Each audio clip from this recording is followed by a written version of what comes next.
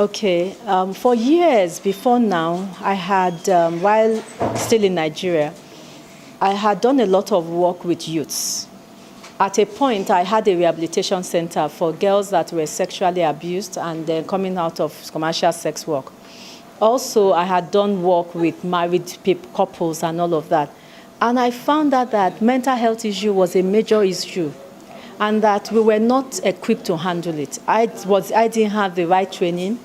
I looked for courses in Nigeria to train. When I saw that there was a need in mental health, I actually tried US-NIG, and I was told that it was guidance and counseling, and it was in the College of Education. I have to do a program in PGD in education, and I knew that wasn't really what I wanted.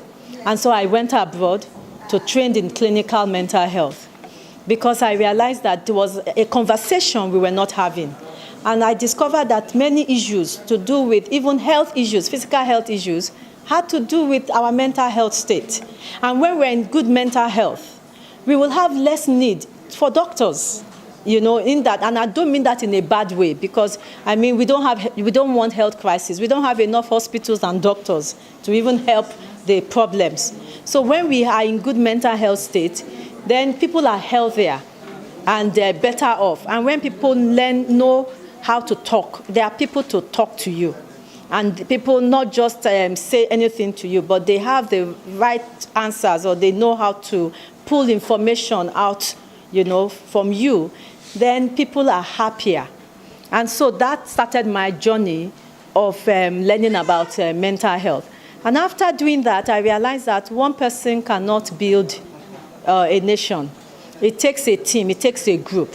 And I decided that, okay, I'm not going to stay in the US. I'm going to continue to learn, and I'm going to replicate myself. And that the best way to replicate, because after learning, I realized that we cannot, how many people do we want to take through school of 10 years?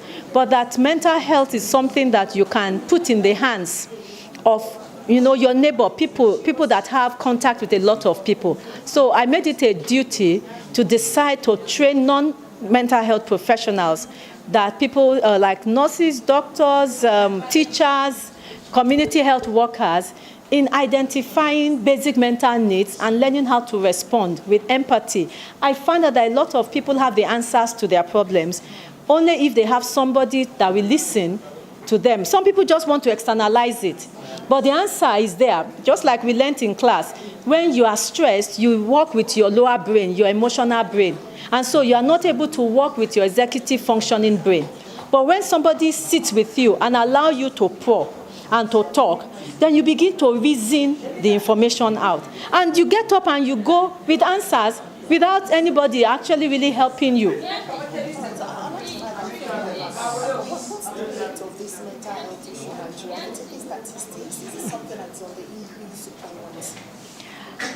Now, that's a good question.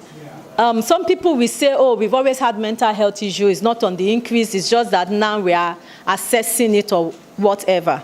I had at the tip of my finger, I know that there was an article some years back in 2016 that I think the Minister of Health in Ogun State actually talked about, it was in the Sun newspaper, and said that the mental health situation in Nigeria is reaching an alarming proportion.